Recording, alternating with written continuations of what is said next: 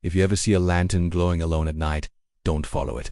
That light doesn't want to guide you. It wants to claim you. This is a terrifying story from a remote village in Morocco where the locals speak of a mysterious glowing orb that lures hikers off their paths and into the mountains, never to be seen again. Today, we'll explore this haunting tale and discuss whether it might have some basis in reality. There are many versions of this story, but today I'm going to tell you one of my favorites. Many years ago, in a hidden Moroccan village high in the Atlas Mountains, life was simple and quiet. Days passed by filled with the smell of cedar wood and mint tea. But as soon as the sun dipped below the mountains, casting long shadows across the village, a thick fog would roll in. This fog was no ordinary phenomenon. It never lifted. Day after day, it blanketed the village, muting the sound of birds and hiding the faces of loved ones. The villagers had no maps or signals, so they relied on their memories to navigate the winding paths. But even that became impossible when the fog came. People would stumble around, bumping into rocks and trees. They couldn't find their homes. They couldn't find their way out. Sometimes people simply disappeared. As you can imagine, this strange fog caused a lot of fear and sadness in the village. Everyone wanted to know why it had suddenly appeared and what they could do to make it go away. There were no answers, but as time went on, rumors began to spread. People started talking about a light, an orange glow that moved through the fog, swaying back and forth like a flame in the wind. At first, they thought it might be a friendly light, a beacon to lead them out of the fog. But as more and more people encountered it, they realized it was something else entirely. It didn't belong to anyone. It didn't come from any house or person. It has drifted through the fog bank, silent and alone. It was always there, yet never here. If you saw it, you should look away. To follow the light meant to invite it in, to let it become part of your world. And once you did that, you were never quite the same. One day, a young man named Youssef heard these stories while sipping mint tea with an old friend. Youssef was a hiking guide who led tourists through the mountains every summer. But now the winter had come, bringing with it the fog and the rumors. And Youssef didn't believe any of it. He'd explored these mountains for years and knew them better than anyone. He had a map, a compass, and a guidebook. What he didn't have was fear. He laughed at the stories of the roaming light, calling them nonsense. Youssef knew there were no monsters lurking in the mountains. Monsters weren't real. But one night Youssef decided to prove himself right. He put on his warmest clothes, grabbed his backpack, and headed into the mountains. The moment the sun went down, the fog rolled in. Youssef felt it wrap around him, chilling him to the bone. But he kept moving forward. He was excited to explore the fog-covered mountains, to discover something new. And then he saw it. The light was dancing in the distance, glowing orange and beckoning him closer.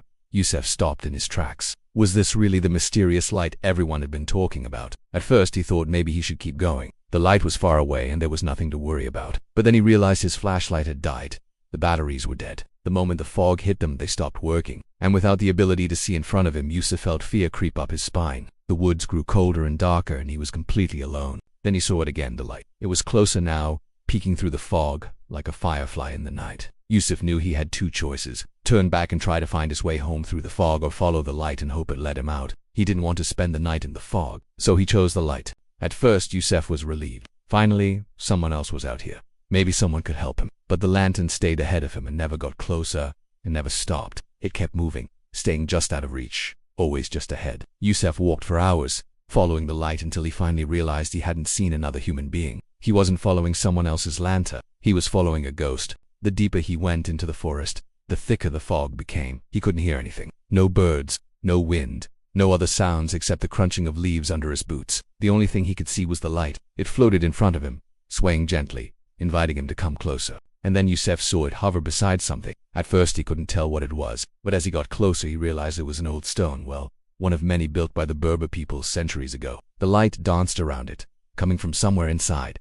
Youssef stepped closer and whispered, "Hello." No answer. He reached out a hand, wanting to touch the light, but a cold hand grabbed his wrist. It wasn't alive, it wasn't human. Whatever it was, it had been waiting here for a long time. From the shadows beneath the well, a face leaned out. Its skin was pale and cracked, like it had been carved from stone. Its eyes were wide, but they were empty, hollowed out, like a doll's. The face moved its jaw. Youssef wanted to scream, but no sound came out, and then he heard a whisper. It slid into his ear, cold and sharp as a shard of glass. "You followed the light. Now, you carry it." Youssef woke up at dawn, frozen, staring into the endless blue sky. He was found by a group of hikers, who recognized him and rushed to his aid. They carried him down the mountain, but he was never the same. He never spoke again. Some say he's still out there, wandering the mountains, forever carrying the light. Some say it's the spirit of a lost bride who wandered too far from her village and is now trapped in the mountains, searching for her way home. Others say it's a cursed watchman, doomed to wander the earth until the end of time. But all agree that if you follow the light, you won't return the same. When the villagers learned about what happened to you, they made 3 rules that everyone had to follow.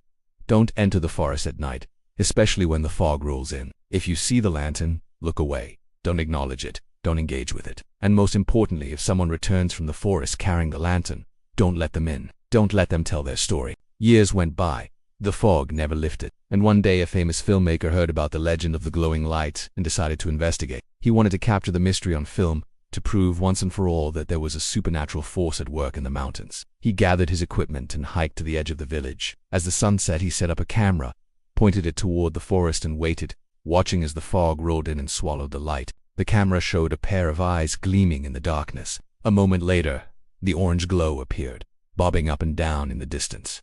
"It's beautiful," he whispered, and before anyone could stop him, he ran into the fog, chasing after the light. His voice faded into the distance. The camera kept recording, but he was never seen again. Today, hikers still tell stories of a glowing light deep in the forest, swaying calmly, looking, and if you follow it, you may never return the same. So if you ever get lost, and a lantern appears, don't follow it. It's not there to save you.